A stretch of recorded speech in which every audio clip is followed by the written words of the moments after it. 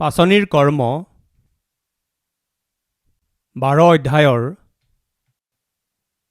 12 পদৰ পৰা আৰম্ভ কৰি 17 পদলৈকে। পাছে তেওঁ বিবেচনা কৰি মাৰ্ক নামেৰে প্ৰখ্যাত হোৱা যি জোহন তেওঁৰ মাক মৰিয়মৰ ঘৰলৈ গ'ল।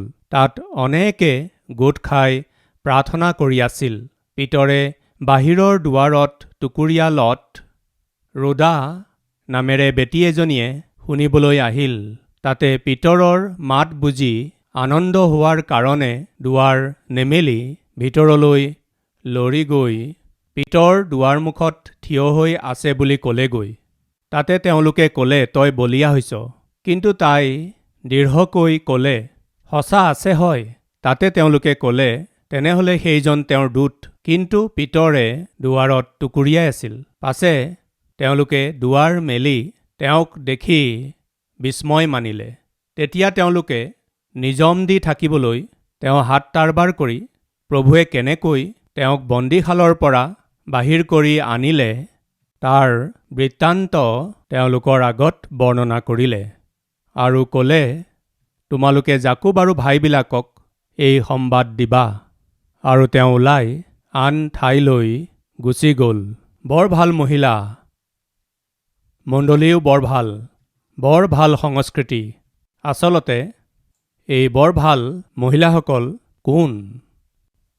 আদি মণ্ডলীটো জেৰুজালেমত হ'ব পাৰে, কৰিন্থিয়াতো হ'ব পাৰে, ইফিছতো হ'ব পাৰে, নাইবা বিভিন্ন স্থানত মাতৃমণ্ডলীবিলাক ক'ত গোট খাইছিল বাৰু?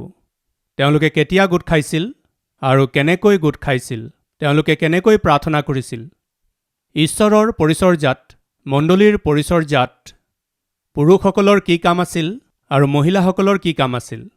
ঈশ্বৰে কাক কেনেকৈ মনোনীত কৰিছিল আৰু কেনেকৈ ব্যৱহাৰ কৰিছিল, সেই গুৰুত্বপূৰ্ণ বিষয়বোৰ আপোনালোকৰ আগলৈ আনিবলৈ ইচ্ছা কৰিছোঁ। সেইদিনা পিতৰক দুষ্ট হেৰোদে বন্দীশালত সুমুৱাই থৈছিল। যীশুখ্ৰীষ্টৰ জাকুব নামৰ এজন শিষ্যক বৰ নিৰ্দয়ভাৱে অন্যায়েৰে মাৰি পেলাইছিল। এইদৰে মাৰি পেলোৱাত যিহুদী লোকসকল সুখী হোৱা দেখি হেৰোদে শিষ্যসকলৰ মাজত প্ৰধান শিষ্যস্বৰূপ পিতৰক বন্দীশালত সুমুৱাই থলে। এইদৰে বন্দীশালত সুমুৱাত বাইবেলে কৈছে মণ্ডলীয়ে বৰ আগ্ৰহেৰে, অতি শ্ৰদ্ধাৰে, আন্তৰিকতাৰে সৈতে পিতৰৰ উদ্ধাৰৰ কাৰণে প্ৰাৰ্থনা কৰি আছিল। জেৰুজালেমত থকা মণ্ডলীয়ে পিতৰৰ উদ্ধাৰৰ কাৰণে প্ৰাৰ্থনা কৰি আছিল। সেই মণ্ডলী ক'ত লগ হৈছিল? কেনেকৈ গোট খাইছিল? এই সকলো প্ৰশ্নৰ উত্তৰ হৈছে এগৰাকী মহিলা। কোন এই মহিলা? পাচনিৰ কৰ্ম 12 অধ্যায় 12 নম্বৰ পদ। পাছে তেওঁ বিবেচনা কৰি মাৰ্ক নামেৰে প্ৰখ্যাত হোৱা যি জোহন তেওঁৰ মাক মৰিয়মৰ ঘৰলৈ গ'ল। এয়া কি? পিতৰ যেতিয়া বন্দীশালত আছিল তেতিয়া মণ্ডলীয়ে একেলগে প্ৰাৰ্থনা কৰি আছিল আৰু ঈশ্বৰে সেই প্ৰাৰ্থনা শুনি অদ্ভুত ৰূপে পিতৰক ঈশ্বৰে বন্দীশালৰ পৰা উলিওৱাৰ পাছত বন্ধন যেতিয়া ছিঙি পেলোৱা হ'ল, বন্দীশালত থকা পিতৰে মুক্তি পাই গ'ল, তেতিয়া তেওঁ ক'লৈ গৈছিল জানেনে? এখন ঘৰলৈ গ'ল। কাৰ ঘৰলৈ গৈছিল জানেনে? মৰিয়ম নামৰ এগৰাকী মহিলাৰ ঘৰলৈ গ'ল। কিয় গৈছিল? এগৰাকী মহিলাৰ ঘৰলৈ পিতৰ কিয় যাব লগা হৈছিল? অনুগ্ৰহ কৰি শুনক। সৰ্বপ্ৰথমে সেই মহিলাগৰাকী ধনৱান আছিল আৰু দ্বিতীয়তে আত্মিক আছিল। সৰ্বপ্ৰথমে ধনৱান আছিল। পাচনিৰ কৰ্ম 4 অধ্যায়ৰ 36 আৰু 37 পদ। আৰু যোচেফ, যিজনক পাচনিবিলাকে বাৰ্নবা অৰ্থাৎ সান্তনাৰ পুতেক নাম দিছিল, যিজন লেবিয়া আৰু জাতিতে কুপ্ৰিয়া, তেওঁৰ এডোখৰ মাটি আছিল। তেওঁ সেই মাটি বেচি তাৰ ধন আনি পাচনিবিলাকৰ চৰণত থলেহি। লিখিছে বাৰ্নবাৰ অলপ মাটি আছিল, সম্পত্তি আছিল, তেওঁ ধনী আছিল। তেওঁৰ মাটিখিনি বেচি তেওঁ কি কৰিছিল? ধন আনি পাচনিবিলাকৰ চৰণত থলেহি। তেওঁৰ যি মাটি আছিল সেয়া বেছি প্ৰভুৰ পৰিচৰ্যাৰ বাবে দি দিলে। তিনিজন লোকৰ বিষয়ে মই ক'ব বিচাৰিছোঁ। সৰ্বপ্ৰথমে মৰিয়ম, আৰু দ্বিতীয়তে বাৰ্ণবা, আৰু তৃতীয়তে মাৰ্ক। এওঁলোকৰ বিষয়ে আমি দেখিছোঁ। বাৰ্ণবা কোন আছিল বুলি ক'লে এই মৰিয়মৰ সম্বন্ধীয় আছিল। কলচীয়া পত্ৰৰ 4 অধ্যায়ৰ 10 নম্বৰ পদ। মোৰ লগৰ বন্দিয়াৰ আৰিষ্টাৰ্খ আৰু বাৰ্ণবাৰ কুটুম্ব মাৰ্ক, এওঁলোকে তোমালোকক মংগলবাদ কৰিছে। মাৰ্ক আৰু বাৰ্ণবা কুটুম্ব আছিল। তাৰ মানে মৰিয়ম আৰু বাৰ্ণবা কুটুম্ব আছিল। কাজিন ব্ৰাদাৰ বুলি যে কোৱা হয়। বাৰ্ণবা মৰিয়মৰ কাজিন আছিল। হয়তো সেই বাৰ্ণবাৰ দেউতাক আৰু মৰিয়মৰ দেউতাক দুয়ো ভাই আছিল, বৰ ওচৰ সম্বন্ধীয় আছিল। এই বিষয়বোৰ মই আপোনাক কোৱাৰ কাৰণ হৈছে মৰিয়ম ধনৱান আছিল। সেইকাৰণে তেওঁৰ ঘৰ বহুত ডাঙৰ আছিল। কিমান ডাঙৰ ঘৰ আছিল মানে সেইদিনা জেৰুজালেমত যেতিয়া মণ্ডলীয়ে প্ৰাৰ্থনা কৰি আছিল, অলপ আগতে যে পঢ়িছিলোঁ, সেই মণ্ডলী ক'ত গোট খাইছিল জানেনে আপুনি? মৰিয়মৰ ঘৰত। তাৰ মানে জেৰুজালেমত থকা মণ্ডলীটো গোট খোৱা ঠাইখন হৈছে মৰিয়মৰ ঘৰত। মণ্ডলী একগোট খাইছিল। মৰিয়ম ধনৱান আছিল আৰু লগতে আত্মিকো আছিল। সাধাৰণতে আমি এটা সত্য জানো যে কিছুমান লোকৰ জীৱনত ধন থাকিলে তেওঁলোকৰ ভাল গুণ নাথাকে, আৰু কিছুমান লোকৰ ভাল গুণ থাকে কিন্তু ধন নাথাকে। কিছুমান লোকত আত্মিকতা থাকিলেও সম্পত্তি নাথাকে, আৰু সম্পত্তি থাকিলে কওকচোন আত্মিকতা নাথাকে। গতিকে আজি আপোনাৰ অৱস্থা কেনেকুৱা ভাবকচোন। ব্ৰাদাৰ, মোৰ ব্যৱসায়ত যেতিয়ালৈকে মোৰ উন্নতি হোৱা নাছিল তেতিয়ালৈকে মই আত্মিক আছিলোঁ। চাকৰিটো পোৱাৰ আগলৈকে মই বৰ আত্মিক আছিলোঁ ব্ৰাদাৰ। ঘৰ বনোৱাৰ আগতে, গাড়ীখন কিনাৰ আগতে, সেই ভেঞ্চাৰ পেলোৱাৰ আগতে, সেই প্ৰমোচনটো পোৱাৰ আগতে মই বৰ আত্মিক আছিলোঁ ব্ৰাদাৰ। যেতিয়াই সেই প্ৰমোচনটো পাই গ'লোঁ, যেতিয়াই ব্যৱসায়ত লাভ হ'বলৈ ধৰিলে, যেতিয়া পইচা অলপ বেছি পাবলৈ মই আৰম্ভ কৰিলোঁ, নাজানো কিয় ঈশ্বৰৰ পৰা দূৰ হৈছোঁ ব্ৰাদাৰ। হয়নে নহয়? আমাৰ মাজৰ বহুতো লোকৰে দুৰ্বলতা হৈছে ঈশ্বৰৰ পৰা যেতিয়াই আশীৰ্বাদ পাবলৈ ধৰে, ঈশ্বৰৰ প্ৰতি ধৰুৱা হৈ কৃতজ্ঞ মনেৰে জীয়াই থকাৰ সলনি নাজানো কিয় ঈশ্বৰৰ পৰা দূৰ হৈ যায়। সাৱধান প্ৰিয়সকল, যদি আপুনি পোৱা আশীৰ্বাদবোৰেই, আপুনি পোৱা সুস্বাস্থ্যই, আপোনাৰ যি অধিকাৰ আছে সিয়েই, আপোনাৰ যি সৌন্দৰ্য আছে সেয়াই যদি আপোনাক ঈশ্বৰৰ পৰা দূৰ কৰি আছে, তেন্তে তাক আপোনাৰ পৰা দূৰ কৰিবলৈ ঈশ্বৰক এক মুহূৰ্তও নালাগে। আপুনি লাভ কৰা আশীৰ্বাদবোৰৰ কাৰণেই আপুনি ঈশ্বৰৰ পৰা দূৰ হৈ আছে যদি আপোনাক দূৰ কৰি নিয়া সেয়া অধিকাৰ হ'ব পাৰে, আশীৰ্বাদো হ'ব পাৰে, সা সম্পত্তি হ'ব পাৰে, সৌন্দৰ্যও হ'ব পাৰে। এইবোৰক দূৰ কৰিবলৈ ঈশ্বৰক এক মুহূৰ্তও নালাগে। ইয়োবৰ নিচিনা ধাৰ্মিক ব্যক্তিজনকো যেতিয়া ঈশ্বৰে পৰীক্ষা কৰিলে, আৰু তেওঁৰ যেতিয়া পৰীক্ষা কৰিছিল তেতিয়া তেওঁৰ যি আছিল সকলো এদিনতেই হেৰুৱালে।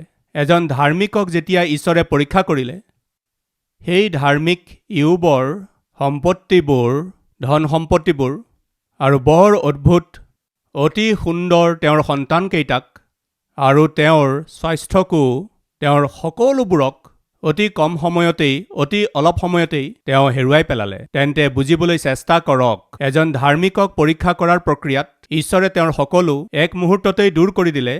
তেন্তে ঈশ্বৰৰ পৰা দূৰ হৈ পাপৰ ওচৰত থকা, নিজ ইচ্ছামতে চলা, ঈশ্বৰৰ ক্ৰোধ প্ৰজ্বলিত কৰা আপোনাক দেখি যি আশীৰ্বাদৰ কাৰণে আপুনি ঈশ্বৰৰ পৰা দূৰ হৈ গৈছে, সেই আশীৰ্বাদক আপোনাৰ পৰা দূৰ কৰিবলৈ ঈশ্বৰৰ কাৰণে টান হ'বনে? এবাৰ চিন্তা কৰি চাওকচোন। এজন ধাৰ্মিকক পৰীক্ষা কৰাৰ প্ৰক্ৰিয়াত ঈশ্বৰে তেওঁৰ যি আছিল সকলোবোৰ লৈ ল'বলৈ যদি অনুমতি দিছিল, তেন্তে আপোনাৰ বিষয়ে কি একা? সাৱধান প্ৰিয়সকল, যেতিয়া ঈশ্বৰে আপোনাক আশীৰ্বাদ দিছে তেন্তে সেই আশীৰ্বাদক আপোনাৰ আত্মিকতা বৃদ্ধি কৰিবলৈ ব্যৱহাৰ কৰক।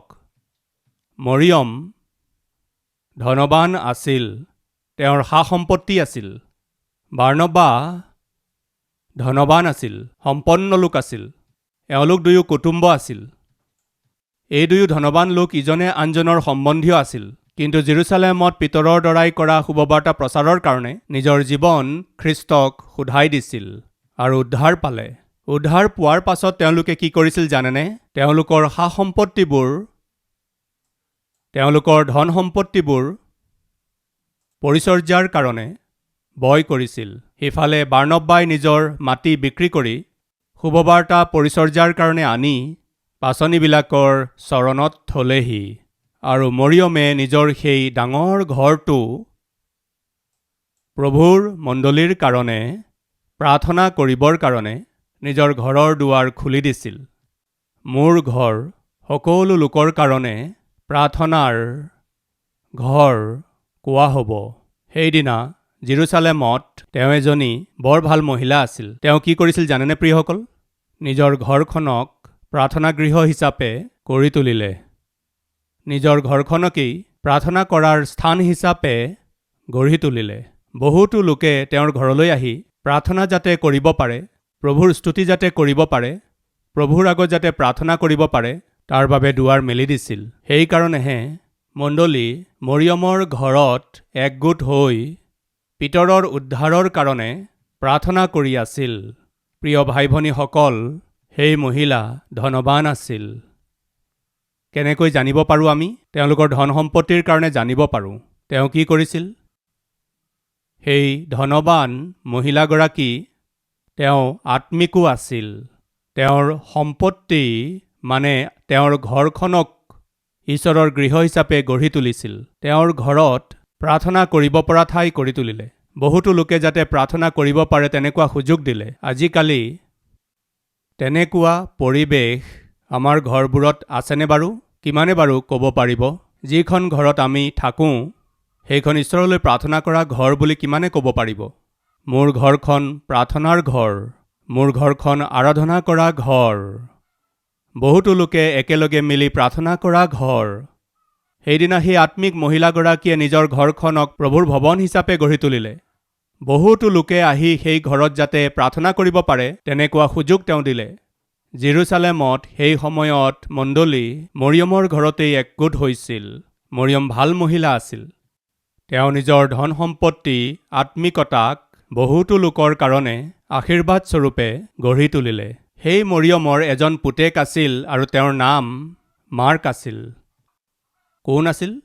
মাৰ্ক আছিল। এই মাৰ্ক নামৰ ল'ৰাজনে তেওঁৰ ঘৰত মণ্ডলী একলগ হৈ আৰাধনা কৰি থকা দেখি থাকিছিল, বা হয়তো চাফ চিকুণ কৰিছিল, বা কঠ পাৰি দিছিল, বা হয়তো কোনো কোণাত বহি থাকিছিল। কি কৰিছিল নাজানো, কিন্তু ঘৰতেই মণ্ডলী একলগ হয়, ঘৰতেই প্ৰাৰ্থনা হয়। প্ৰিয়সকল, নাজানো তথাপিও কিয় এই মাৰ্কৰ জীৱনত একো পৰিৱৰ্তন সাধন হোৱা নাছিল। এই মাৰ্কৰ আত্মিক জীৱনত কোনো ধৰণৰ উন্নতি হোৱা নাছিল। আজি আমাৰ মাজত কোনোবা আছে নেকি? ব্ৰাদাৰ, আমাৰ ঘৰত প্ৰাৰ্থনা হয়। ব্ৰাদাৰ, মই নিজৰ ওচৰ চুবুৰীয়াৰ সৈতে একেলগে আমাৰ ঘৰত প্ৰাৰ্থনা কৰি থাকোঁ। ঘৰৰ সকলো কাম হোৱাৰ পাছত, স্বামী চাকৰিলৈ যোৱাৰ পাছত আমি সকলো একেলগে প্ৰাৰ্থনা কৰোঁ। আমাৰ ঘৰৰ আশে পাশে থকা কেইগৰাকীমান ভনীৰ সৈতে একেলগে প্ৰাৰ্থনা কৰোঁ। এইদৰে ক'ব পৰা লোক আমাৰ মাজত কিমান আছে বাৰু ভাবকচোন। এই মহিলাজনী এনেকুৱা স্ত্ৰী আছিল। বহুতো লোকৰ সৈতে একেলগে প্ৰাৰ্থনা কৰা মহিলা। আজি পৰিয়ালৰ সৈতে একেলগে মিলি প্ৰাৰ্থনা কৰা ব্যৱস্থা, এনেকুৱা অদ্ভুত আত্মিকতা আমাৰ কিমানৰ আছে বাৰু? স্বামী যদি প্ৰাৰ্থনাশীল ব্যক্তি, পত্নীয়ে প্ৰাৰ্থনা নকৰে। পত্নী যদি প্ৰাৰ্থনাশীল, তেন্তে স্বামীয়ে প্ৰাৰ্থনা নকৰে। স্বামী স্ত্ৰী যদি প্ৰাৰ্থনাশীল, তেন্তে সন্তানে প্ৰাৰ্থনা নকৰে। সন্তানবিলাকে যদি প্ৰাৰ্থনা কৰি আছে, পেৰেণ্টছ হিচাপে আপোনালোকে প্ৰাৰ্থনা নকৰে। আজি আমাৰ ঘৰখন ঈশ্বৰৰ প্ৰাৰ্থনাৰ গৃহ বুলি ক'ব পাৰিব লাগিছিল। কিন্তু কিয় সেইখন শয়তানৰ নিবাস স্থান হৈ পৰিছে? খ্ৰীষ্ট আপোনাৰ ঘৰত নথকাৰ কাৰণেইতো।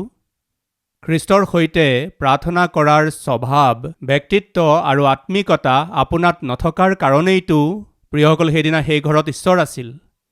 সেইকাৰণে ঈশ্বৰৰ গৃহ হিচাপে, ঈশ্বৰৰ মন্দিৰ হিচাপে নিজৰ ঘৰ গঢ়ি তুলিলে। সেই সময়তেই মৰিয়মৰ এজন ল'ৰা আছিল, কিন্তু তাত কোনো আত্মিকতা নাছিল। তেওঁত আত্মিকতা নাছিল। আজি আমাৰ মাজত কোনোবা আছে নেকি?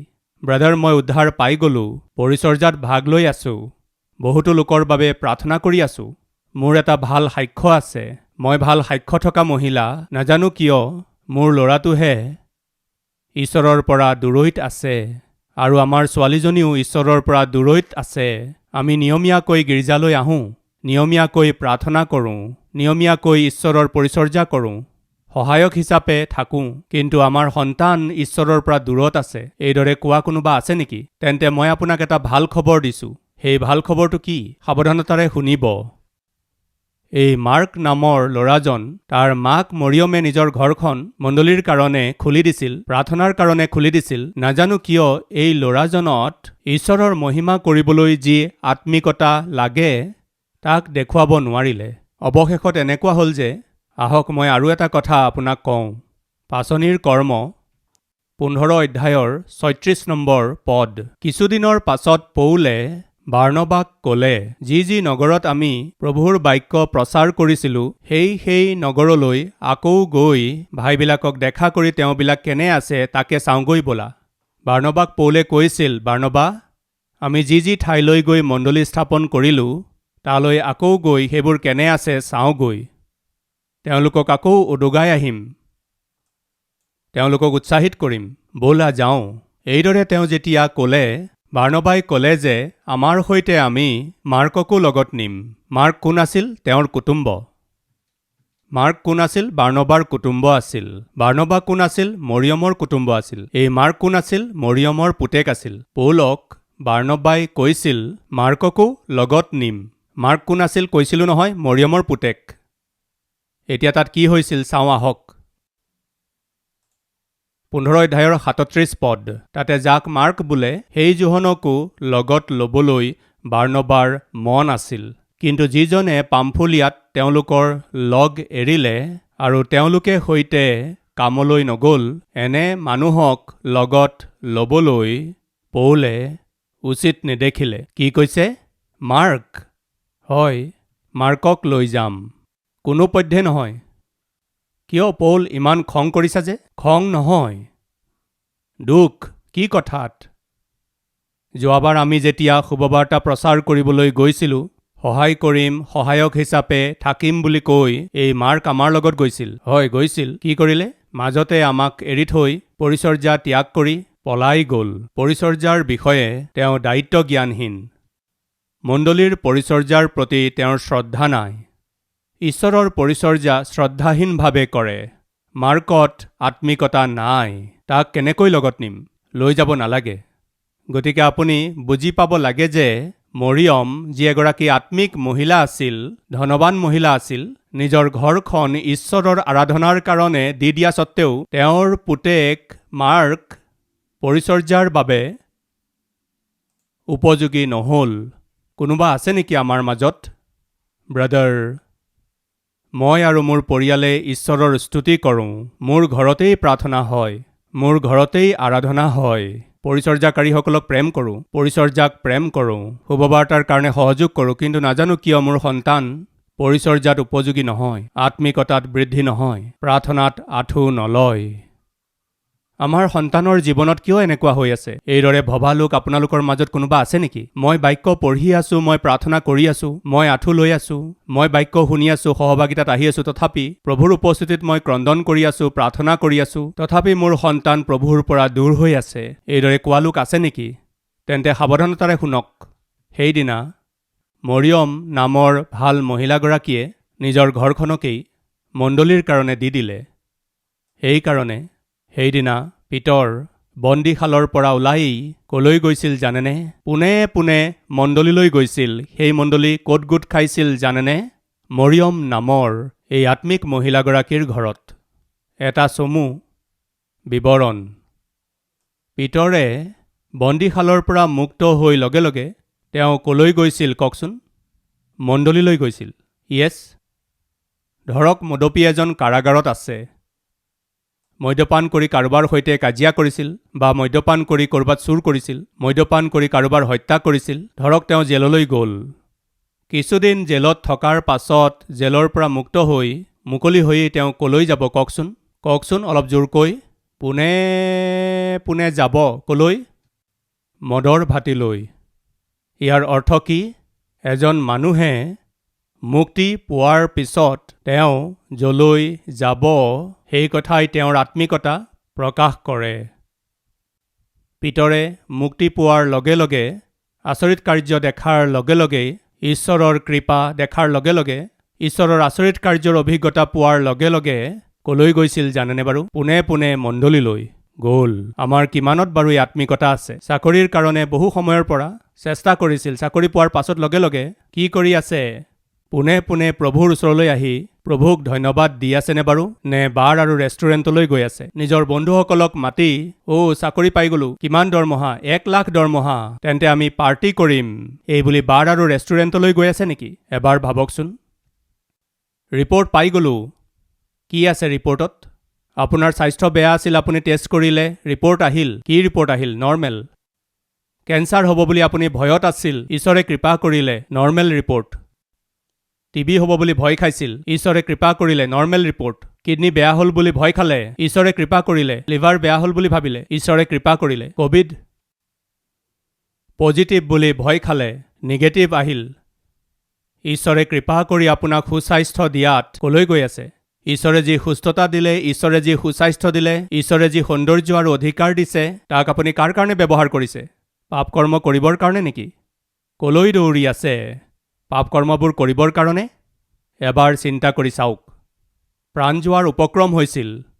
পিতৰক মাৰিবলৈ হেৰোদে সকলো ব্যৱস্থা কৰিলে। প্ৰিয়সকল, পিতৰ মৰিবলগীয়া আছিল। প্ৰিয়সকল, মণ্ডলীয়ে কৰা প্ৰাৰ্থনা শুনি ঈশ্বৰে পিতৰক মুক্ত কৰিলে, আচৰিত কাৰ্য কৰিলে।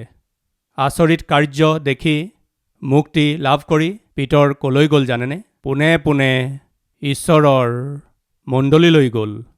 প্ৰিয় ভাই ভনীসকল, ঈশ্বৰে আপোনাৰ জীৱনত চমৎকাৰ, অদ্ভুত কাৰ্য, আচৰিত কাৰ্য কৰি আপোনাৰ চকু পানী মুচি আপোনাক সুস্থতা দিয়াত, ব্যৱসায়ত হ'ব পাৰে, চাকৰিত হ'ব পাৰে, আপোনাক আশীৰ্বাদ কৰি আপোনাৰ সন্তানৰ পঢ়াত চমৎকাৰ কৰাত নাপাহৰিব। ঈশ্বৰৰ উপস্থিতিক নাপাহৰিব, ঈশ্বৰৰ মণ্ডলীক নাপাহৰিব। ঈশ্বৰৰ কৃপাক হে মোৰ মন জিহুৱাৰ ধন্যবাদ কৰা, তেওঁ কৰা উপকাৰবোৰ কোনোপধ্যে নাপাহৰিবা।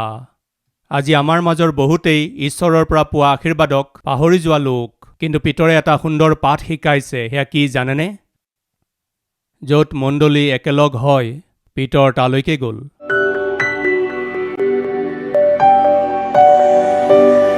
মহান পবিত্ৰ প্ৰেমময় পিতৃ ঈশ্বৰ, প্ৰাৰ্থনাৰ সহভাগী হোৱা প্ৰতিজনকে অতি স্পষ্ট আৰু পোনপটীয়াকৈ কথা ক'লে পিতৃ।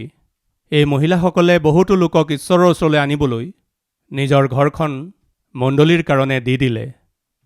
ইফালে প্ৰিস্কিল্লা হ'ব পাৰে, সিফালে লুদিয়া হ'ব পাৰে, আৰু ইয়াত মৰিয়ম।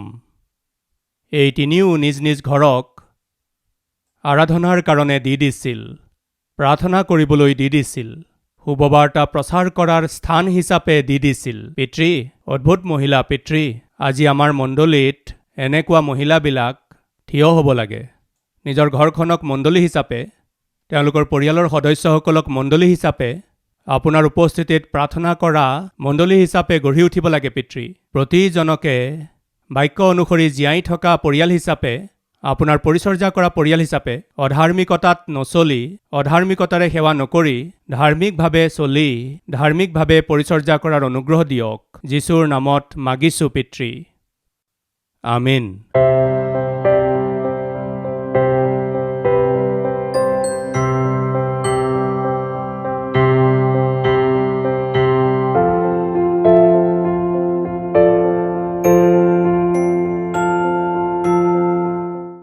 हमारा address Calvary, post box number 30, Kukatpally, Hyderabad 72।